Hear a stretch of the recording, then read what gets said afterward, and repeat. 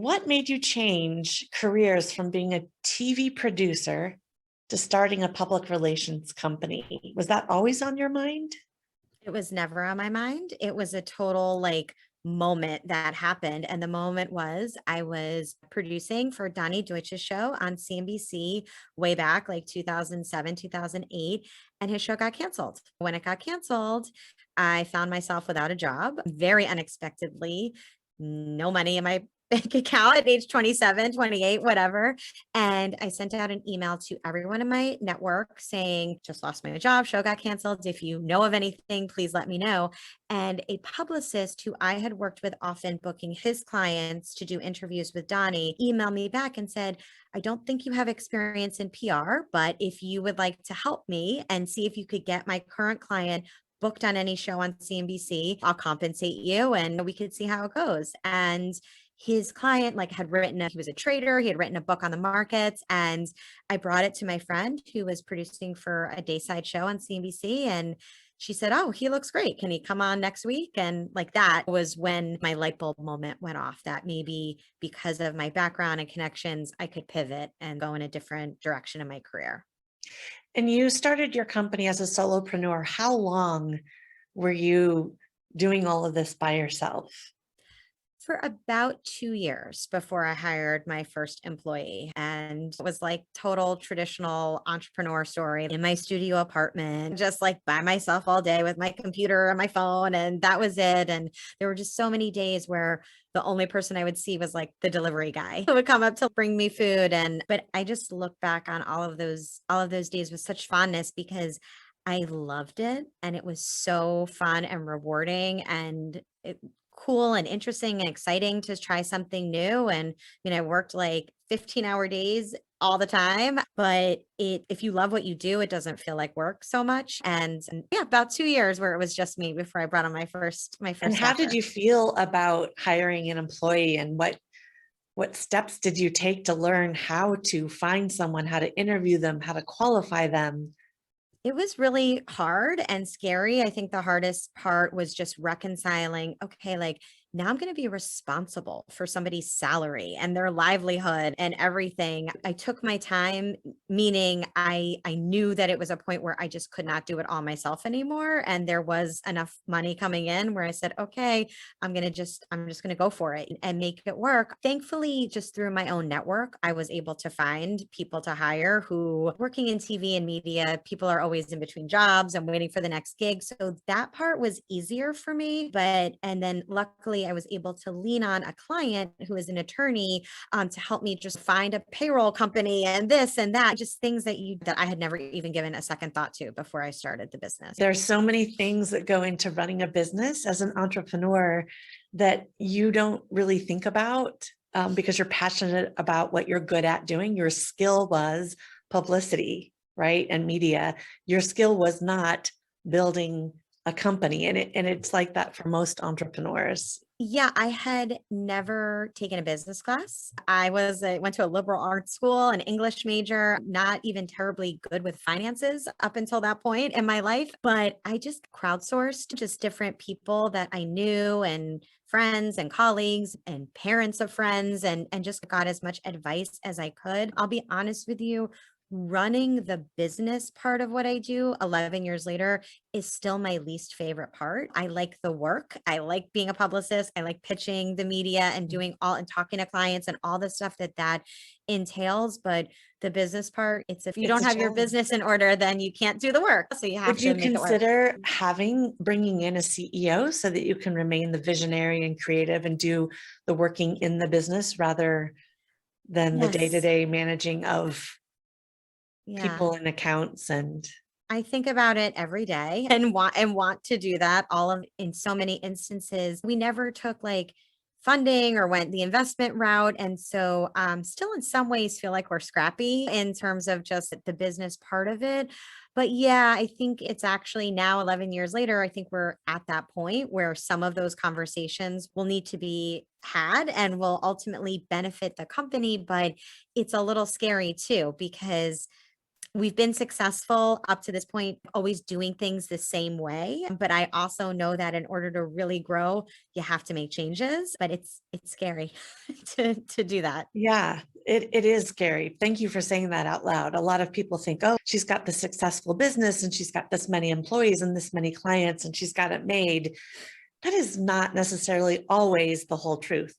So I'd love to ask you, in your business right now, who is one, if you can say, of your most exciting current client projects, and what successes have you landed for them? There's so many to choose from, but I would say on a personal level, we are really proud and feel honored to represent Fast Company and Inc. magazines are two of our clients, two brands that I always look to when I was producing and try and pitch and then pitching our Do you clients. work closely with Eric E- or? Eric Sherberg, of course. Yeah, Yes, yeah. absolutely. So Good. he's the best. I was lucky enough to just meet him at a networking dinner type of thing. And that's how it came to be. But I think we've really helped to elevate their brands through various TV placements by pitching their writers and reporters for different podcasts and radio shows, but by also bringing a lot of visibility to the different conferences that they host. And then, of course, with Eric, he recently has launched his LinkedIn Live show, The Human Factor. And so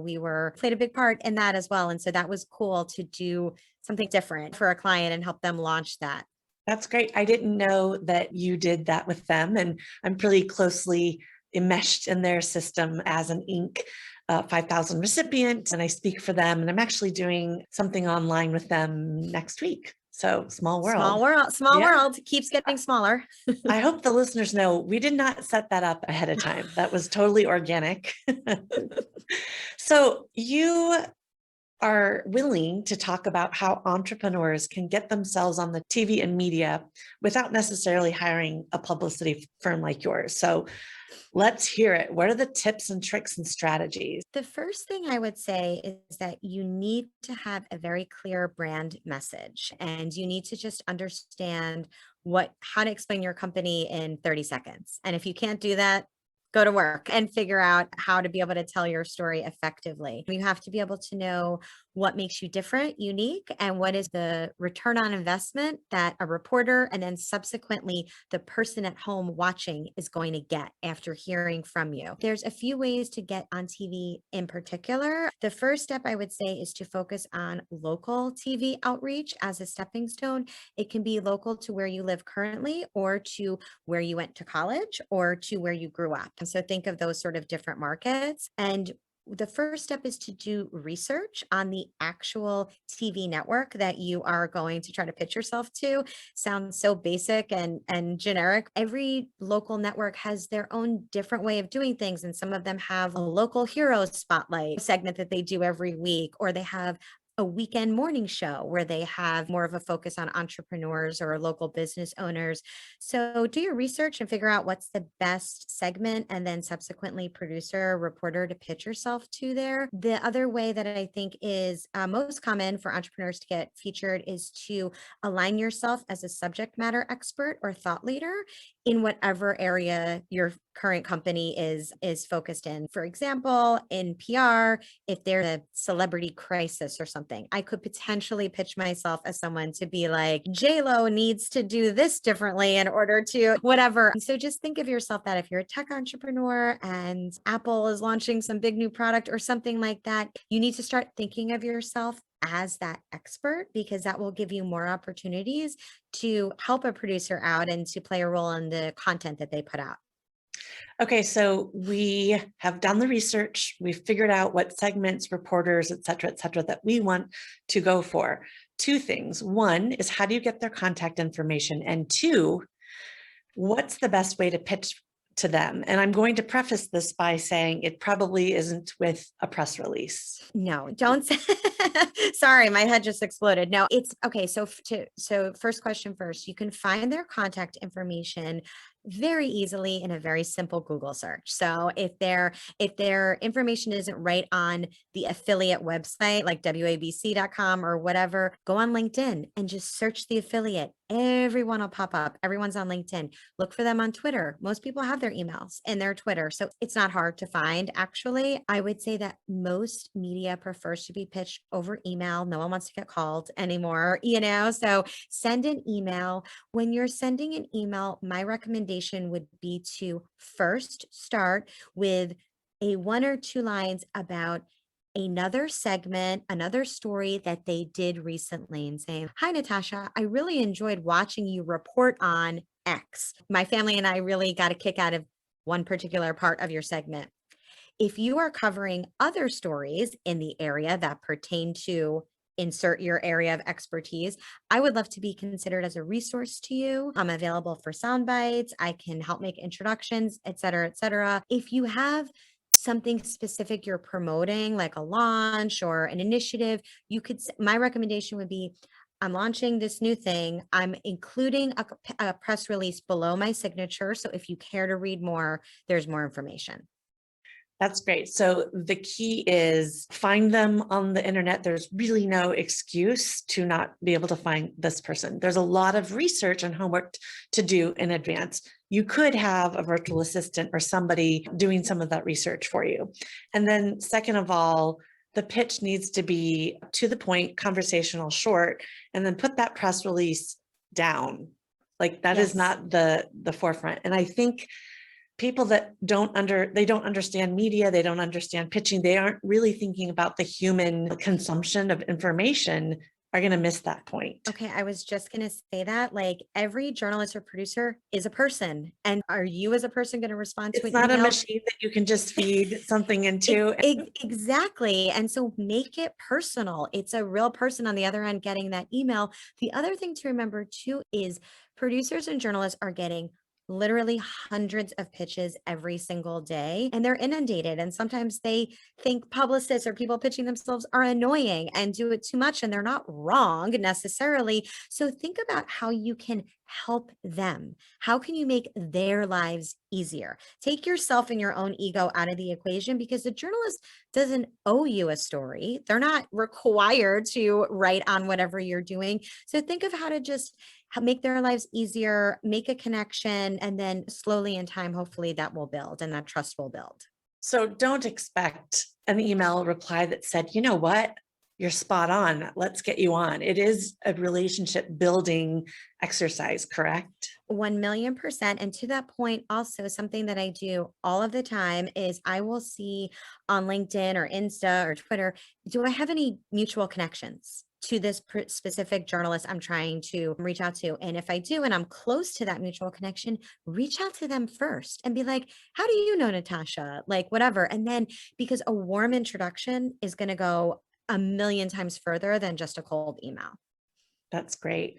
Have you been surprised at some of the responses from the media to your pitches since you've been in the industry for 11 years? Has anything taken you by surprise? Have you ever landed something with just one pitch and you're done?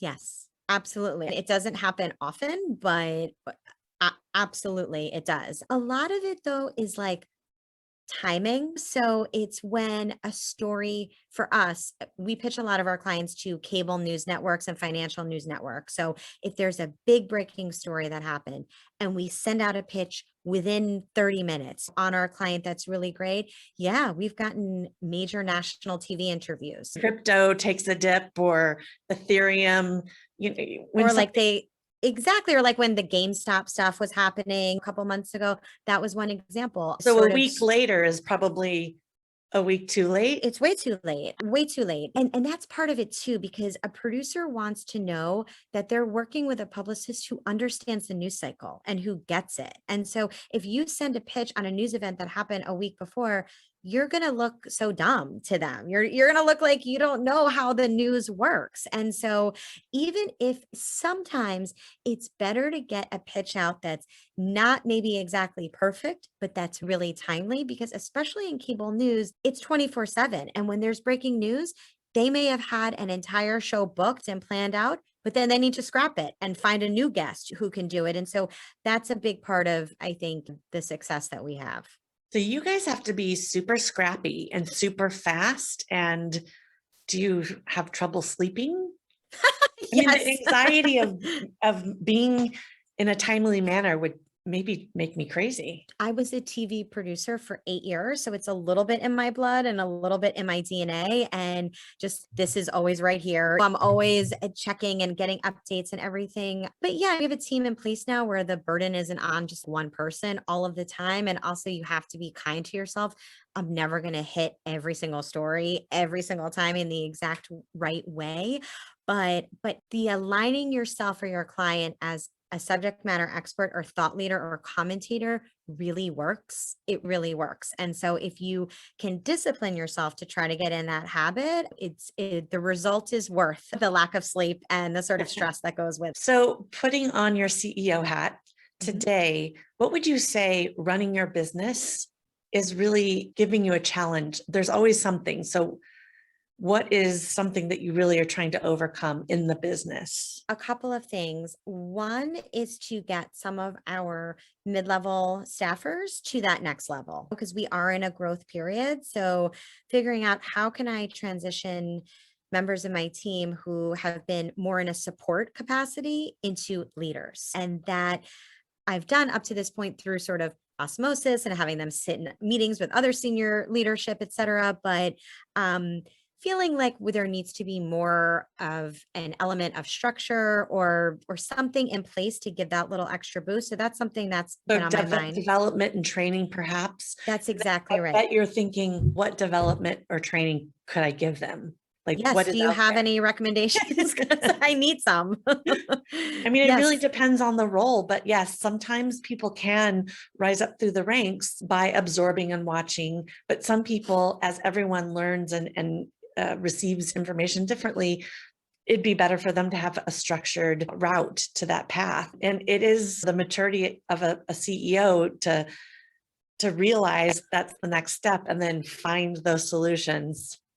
And we've started to source or to try to source, I should say, some of those solutions, but it's hard. It's harder than I thought it would be actually, because while I am the CEO and we are a corporation and everything, I still think of myself as like a startup. I don't, and that's been a process over the course of the past decade or so is putting some of those processes in place. And I would say another just aspect that I'm always wanting to get better at is figuring out how I can attract clients who are larger, but also who are willing to sign a longer agreement with us. I think, especially in light of the pandemic, so many of the companies that we work with or that we want to work with really understand that PR is something that needs to happen and that they need to make a commitment to, but they're gun shy about signing a year-long contract or sometimes even a 6-month contract. And then it's very frustrating for me because every month I'm like, is this client going to resign? Are they going to stay? Do I need to find more? And that's something that I'm hoping will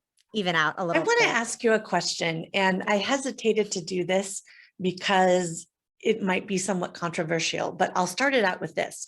I've been working with a recruiter and he's great. He's been amazing. I would basically pay whatever he asks, but his pricing model was a percentage of the starting salary of the person. And in San Francisco, starting salaries for some of these roles are $110,000, $150,000.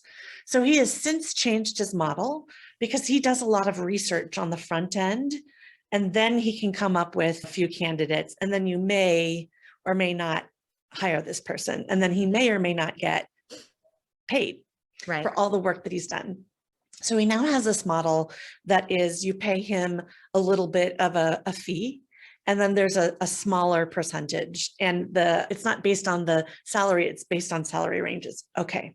So in publicity, and please correct me if I'm wrong, you pay upfront a monthly amount. And you guys do all the work that you can do to get placements for this person. But there are no placements guaranteed whatsoever. You can't do it, right? You can't speak for the people you're trying to pitch for. As a potential hirer of a publicist, it would be so much better feeling. However, I can imagine it would be difficult for your P&L. If I paid a fee, a set fee that's significantly smaller, and then based on the types of placements I get, if you get me Good Morning America, $5,000, or if you get me local TV news, $500, totally making this up. Does anyone work that way in your world? Only if you're just starting out or you're still like a solopreneur, like freelancer type, then we have in some instances worked in that success fee, but the issue that is that once you get established, it's just you don't need to do that from like the business side. And obviously that's not the smartest approach. Like business, you'd rather just have the monthly retainer, what you're getting, etc. But we've had clients who, as a way to motivate us to try to get the GMAs and whatever, will add in on top of our regular fee, this sort of success They give fee. you a little spiff.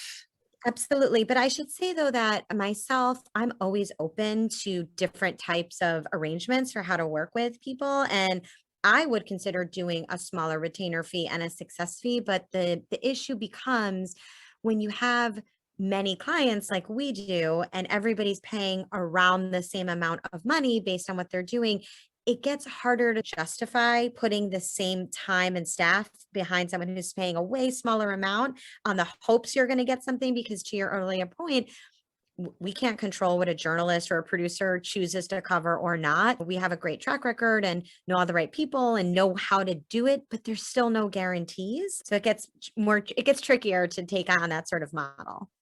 Got it. Thank you for allowing me to paint that potential picture. So the next thing I would love to know is when you started the year in January, or whenever it is you actually started this year, because pandemic kind of screwed up all planning, was there a strategy that you were like, okay, Pace Public Relations, we're going to double down on this strategy to scale and grow our company? What was that? I have to say the answer to that is no. I did not start the year with a strategy.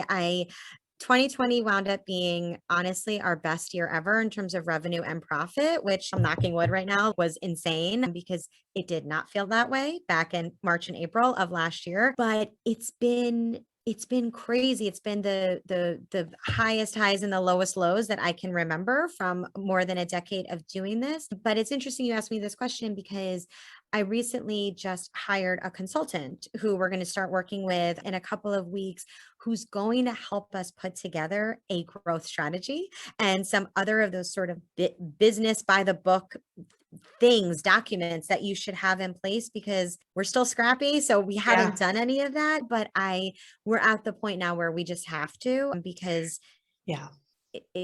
I'm not going to get to where I want to go if I keep doing everything the same way. Right. But I think emotionally and internally, it's just still a struggle to accept that because it means changing things. And I'm like, but we've been doing great. Why do we need to change? And I'm like, no, we need to change. And if you if we're don't change your approach to that, your team isn't going to either. You're right. You're Yeah. 100%. But what is this about in my brain that's stuck that it's so hard to make this change? I don't know. You know what it is? It's comfort. It's the work. So systems and process are so important and able to scale. Like you have to have that. And having an operating system for your company, I don't know if you're looking at EOS traction or scaling up or any of those things, but it makes such a difference, even with a team of 10, to have these things in place. And you can be the visionary and somebody else from your team should be the implementer, the person that makes it happen and keeps people accountable. Then you're off the hook. That sounds good. You're right. It is comfort because up until now, the business has been great. Like it's been comfortable, but as an entrepreneur, I think you always are striving to do better. And I'm definitely at that point now. You have taken the best step you can in hiring a consultant to help you take you to the next level. You could have tried to do it yourself with reading books and blogs and such, but having somebody pull you through that, keep you accountable, see your blind spots, present new ideas. It's the best. I was just going to say it's the accountability part. Honestly, that's like the biggest part because I can have all these ideas, but the execution, I don't know. But now I'm paying somebody. I'm like, okay, I'm going to show up. I'm going to do the work. I'm going to make sure this happens.